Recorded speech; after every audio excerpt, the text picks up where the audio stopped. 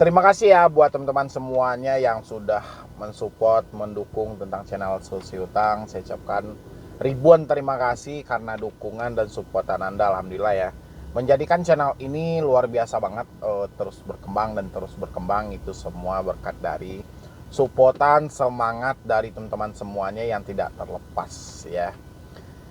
Jadi hari ini karena banyak dari teman-teman itu minta, "Bang, coba dong Bang, bikin videonya jangan tentang pinjol terus. Coba dong tunjukin siapa sih sebenarnya debt collector ya. Kenapa mereka begitu seramnya, kenapa mereka begitu menakutkan dalam aksi menagih, meminta hutang, bekerja. Kenapa sih debt collector selalu identik dengan kekerasan atau dengan ucapan-ucapan yang tidak menyenangkan hati. Dan hari ini saya mau bahas tentang itu, siapa sebenarnya penagih hutang atau debt collector yang selama ini Anda takuti ya. Dan juga buat debt collector, Anda boleh simak ini nih baik-baik.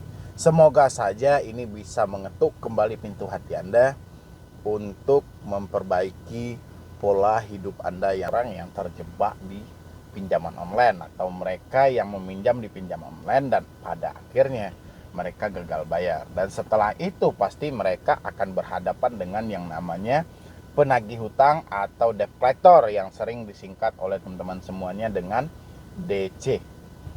Ya, itu ya yang menjadi suatu yang sangat menakutkan. Apalagi mereka yang meneror via telepon, WA, SMS, itu membuat kita lumayan gampang memang ya. Ya gimana tidak, di samping sisi kita harus mencarikan uang untuk menyelesaikan hutang-hutang kita, di sisi lain ada seorang penagih hutang yang terus mendesak kita dengan segala upaya untuk mengambil suatu tagihan. Nah, kita kembali lagi, siapa sebenarnya debt collector ini? Debt collector ini tidak lebih dan tidak kurang sama seperti kita, manusia biasa ya, yang mereka ingin bekerja, yang mereka ingin berusaha, ingin memenuhi suatu kewajiban, baik mereka menjadi seorang suami, mereka menjadi seorang istri ya, atau mereka menjadi seorang anak ya, untuk menjalani kehidupan mereka ya mereka harus berusaha. Kenapa mereka harus menjadi seorang debt collector? Kita kembali lagi ke lapangan kerja yang ada di negara kita ya. Sulitnya untuk lapangan pekerjaan sehingga tidak tidak merata orang-orang di Indonesia mendapatkan pekerjaan yang layak. Makanya tak jarang orang-orang selalu masuk ke dalam dunia penagih hutang ya. Yang biasanya mungkin kita lihat itu yaitu orang-orang yang dari timur kebiasaan ya, tapi hari ini kita tidak bisa lagi memvonis dengan hal yang seperti itu ya. Sudah banyak tuh umumnya. Kalau untuk dari debt collector pinjol lah, debt collector pinjol ada sebagian yang senior, ada yang junior.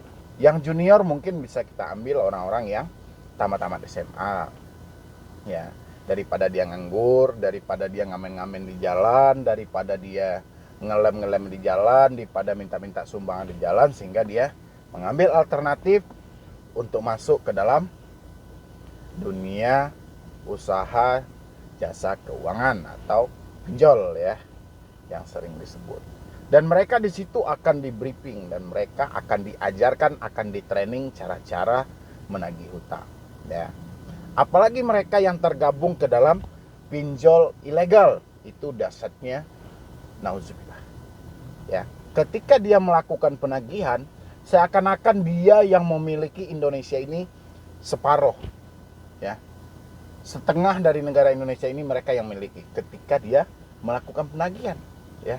Coba tak jarang kita menemukan, ini perusahaan saya loh, ini duit perusahaan saya loh ya. Terkadang dia juga bilang, ini punya saya, usaha saya loh, kenapa duitnya tidak dibalikkan, padahal dia bekerja di situ ya. Sebodoh-bodohnya pemilik usaha pinjol tidak akan serta dia ikut dalam menagih. Kayak mana pula penagih hutang menyampaikan bahwa dia mempunyai perusahaan itu ya. Itu satu kebohongan yang dilontarkan oleh debt collector atau penagih hutang Ya, apakah ini harus kita takuti? Jangan. Jangan kita takuti. Kita diikat dengan rasa bersalah karena kita cuma tidak mampu bayar hutang saat itu. Tapi kalau mereka ditekan dengan ribuan masalah karena mereka bekerja di perusahaan itu. Gimana bang ribuan masalah? Ribuan masalah itu bukan masalah tentang kita aja, tidak. Dia harus menagih kita dan orang sekitar lainnya. Ya, contoh saya ngutang, dia harus bisa mentargetkan menagih saya dan beberapa orang sekitar saya. Itu baru satu orang. Ya, bagaimana kalau yang dikasih 100 orang yang gagal bayar? Apa nggak ribuan masalah yang mereka hadapi? Kalau kita cuma menghadapi satu orang itu aja, debt collector ya udah debt collector. Debt collectornya tidak, dia menghadapi ratusan orang lainnya, ribuan orang lainnya yang mereka hadapi. Apakah dia pintar? Tidak lah. Debt collector tidak cukup pintar kok. Ya, tidak ada orang yang pintar, EQ yang tinggi menjadi penagih hutang. Ya, karena perusahaan juga menilai hal seperti itu. Mana mungkin seorang penagih hutang dengan EQ yang tinggi, dengan wawasan yang luas, dia ditempatkan sebagai penagih hutang? Nggak ada. Ya, pasti butuh pertimbangan dong dari supervisor, dari manajer. Itu mereka pasti mempertimbangkan ini layak ini. Ya, wah ini layak nih untuk diaduin karena mulutnya sampah kan kayak gitu. Wah ini bisa ini karena dia pencitraan kan, seakan-akan menjadi orang kaya padahal hidupnya sudah miskin kan gitu ya. Jadi akhirnya diambillah dia untuk menagih hutang. Ya, jadi kalau teman-teman juga ikut takut dengan hal itu, berarti teman-teman lebih di bawah dari debt collector. Ya, debt collector menelpon teman-teman, dan teman-teman menghadapi cuma satu orang debt collector. Debt collector itu menghadapi 100 nasabah. Ya, kalau dia tidak mencapai target, dia dipecat. Teman-teman tidak membayar, nggak ada. Siapa yang mau pecat? Nggak ada. Paling ancam-ancam kayak gitu aja. Ya, kalau kita kaji soal debt collector. Siapa sebenarnya debt collector? Orang-orang yang hidupnya sudah terlalu di bawah sehingga mereka tidak ada pilihan lain untuk memenuhi kebutuhan hidup. Ya, dia bekerja. Kalau dari hati nurani dia tidak akan mau menjadi debt collector, tapi tekanan hidup yang mengarahkan mereka untuk masuk ke dunia penagih hutang. Tidak ada lagi lapangan pekerjaan.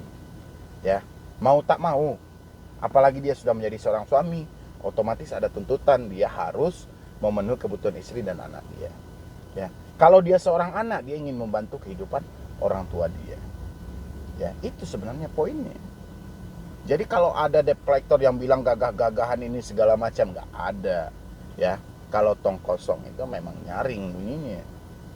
Ya, mana ada orang besar, cuman dia yang mengaku, wah saya ini orang besar loh. Besar itu karena orang banyak, bukan karena diri sendiri.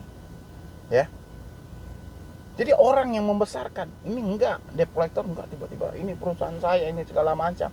Bullshit banget. Ya, jadi untuk debt collector, saya tidak benci dengan Anda bekerja, ya. Tapi saya benci dengan cara Anda kerja ketika Anda menggunakan kata-kata yang tidak enak dan mencaci maki orang. Ya. Saya tahu posisi Anda di situ cuman karyawan. Posisi Anda di situ cuman bagian dari pihak ini dan pihak ini. Tapi dengan Anda melakukan pekerjaan Anda yang mencaci maki, menghina orang, menurut saya itu adalah pekerjaan yang paling rendah. Ya, mungkin Anda paling rendah pekerjaan itu. Saya yakin di Indonesia ini kalau masih ada pekerjaan yang lebih layak, tidak ada orang yang mau bekerja sebagai debt collector atau penagih hutang. Tapi karena minimnya lapangan pekerja yang ada di negara kita, sehingga orang tidak ada pilihan untuk bekerja di situ. Dan lagian pendidikan Anda juga tidak mencukupi untuk diberi pekerjaan yang layak. Pendidikan tamat SMA, tidak ada skill sama sekali. Skillnya cuma caci maki aja ya, pantas-pantas aja gitu loh. Ya, jadi saya sarankan buat semua debt collector, semua penagih hutang yang ada buat debt collector, ketika Anda sedang duduk nih ya, sedang duduk nongkrong, habis itu Anda dikasih ini data nasabah misalnya gitu, atau Anda sedang di kantor Anda, coba Anda paskan Anda duduk itu sebelum berangkat, misalnya mengunjungi nasabah Anda, mengunjungi konsumen Anda, atau Anda ingin menelpon konsumen Anda, coba duduk dulu naikin kaki Anda ke atas, ya. Habis itu tengok tapak sepatu Anda itu masih rata atau tidak, ya. Coba Anda tengok dulu di situ. Kalau masih rata, baru oke. Tapi kalau sudah makannya berat sebelah, ya, ada yang makan ke dalam, ada yang makan ke samping, ada yang habisnya di tumitnya duluan, berarti hal yang Anda banggakan itu sudah salah, ya. Coba Anda renungkan di situ dan tanya ke diri Anda, siapa saya, ya. Bahkan sepatu aja itu sulit untuk Anda beli. Kayak mana Anda mengaku Anda mempunyai perusahaan, Anda mempunyai kualitas yang tinggi, sepatu aja gitu loh, yang tebalnya 5 cm, masa dalam satu bidang itu aja ada yang tebal 2 cm, ada yang tebal 1 cm, padahal tebal tapaknya itu 5 cm loh. Tapi sepatu dia karena habis buat jalan, ngunjungi orang ke sana ke sini, akhirnya sepatu itu makan sebelah gitu loh, nggak sama tebalnya. Ya, coba sambil Anda merenung, ya, coba Anda perhatikan dan tanya ke diri Anda, apa sih yang harus saya caci maki kepada orang-orang? Toh saya juga sepatu aja nggak kebeli, ya. Kalau baju itu aja yang dipakai setiap hari, ganti pun enggak gitu loh. Terkadang pakai celana yang hitam warnanya sudah entah kayak mana lah. Tapi saya heran mereka masih bisa membanggakan diri. Wah, ini saya. Terimalah keadaan yang senyata-nyatanya. Anda ikuti, yaudah ini apa adanya, saya apa adanya gitu loh. Ya, inilah saya dengan kekurangan ya segala macam. Gak usah lah bangga-bangga. Ini kita jadi debt collector kok gagah-gagahan. Saya aja itu sering itu nengok. Kalau untuk di Kota Padang saya tengokin.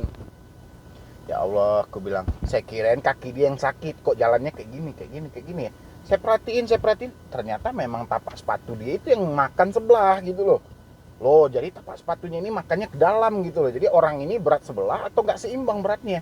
Ternyata enggak, karena saking seringnya berjalan, habis itu dia tidak mendapatkan tagihan, dia enggak tahu lah ya, entah berat badan dia berkurang atau berat kakinya berkurang sebelah, saya enggak tahu. Tapi yang jelas saya tidak mau menyampaikan itu kepada debt collectornya. Anda cuman berpikir aja sambil duduk, Anda tengok tapak sepatu Anda itu masih normal atau tidak, ya. Kalau sudah tidak normal lagi, tanyakan kepada diri Anda, siapa saya? Kenapa saya harus seperti ini? Kenapa saya harus mencaci maki? Saya kan cuma bekerja di sini. Ya, kenapa saya tidak lakukan pendekatan kepada orang ini? Kenapa saya tidak rayu orang ini supaya dia bisa melakukan pembayaran? Kenapa harus mencaci maki? Kenapa harus menghina? Ya, saya nggak kebayang itu Anda menghina-hina orang, habis itu Anda datang ke rumah orang, Anda mau masuk ke rumah dia, otomatis sepatu Anda lepas. Tiba-tiba sepatu itu bukan tegak begini, tapi tapaknya ke atas. Orang rumah nengok, ya Allah, lebih bijak lagi, coba lebih kuasai lagi bagaimana di lapangan. Bukan yang Anda kuasai itu bagaimana cara melakukan penekanan dan akhirnya melakukan ancaman, intimidasi segala macam, jangan. Karena orang-orang saat ini mungkin kalau ada orang 1000 orang, mungkin 99% tidak suka dengan kehadiran debt collector. Jadi hati-hati. Karena selagi Anda masih menggali lubang, suatu saat Anda pasti akan menutup lubang itu sendiri. Ya, Anda yang melakukan intimidasi, Anda yang menakut-nakuti orang, suatu saat Anda akan diintimidasi dan Anda akan ditakuti orang. Dan tak jarang Anda akan mendapatkan bogem mentah dari masyarakat suatu saat. Ya, jadi profesi Anda tidak salah, tapi cara bekerja Anda yang salah. Profesi sebagai debt collector tidak ada yang salah. Ya, tapi cara Anda bekerja dengan kekerasan, intimidasi, itu yang menjadi permasalahan. Ya, mungkin dari saya itu aja buat teman-teman semuanya. Jangan takut, intinya debt collector itu adalah orang-orang yang sudah tidak tahu lagi mengarah kemana. Daripada dia mati kelaparan, dia mengambillah pekerjaan itu. Dan teman-teman tidak perlu panik kalau hanya menghadapi satu orang debt collector. Bayangin aja kata-kata saya bahwa ini adalah orang yang panik. Ya, orang yang lagi stres. Sestres-stresnya Anda menghadapi hutang Anda, lebih stres debt collector yang mau bekerja sebagai penagih hutang. Ya, itu sebenarnya. Jadi Anda stres menghadapi hutang, orang-orang yang menjadi debt collector itu jauh lebih stres daripada Anda hidupnya, sehingga dia mengambil pekerjaan itu. Ya, jadi untuk debt collector, saya tidak salahkan profesi Anda, tapi saya benci dengan cara Anda melakukan kekerasan, intimidasi ketika menagih hutang. Mudah-mudahan kedepannya ada debt collector yang berubah kalau bisa, ya. Tapi kalau nggak bisa, ya udah, kata orang kan, lalat tidak akan percaya bahwa bunga itu lebih wangi daripada sampah. Kata orang, ya. Ini lalat yang dibilangnya, memang iya juga. Lalat dikasih bunga dia nggak akan suka, tapi dikasih tai dia pasti akan hinggap di situ. Jadi terserah Anda mau pilih yang mana. Ya. Jadi untuk semua debt collector Indonesia, mudah-mudahan video ini bisa Anda pergunakan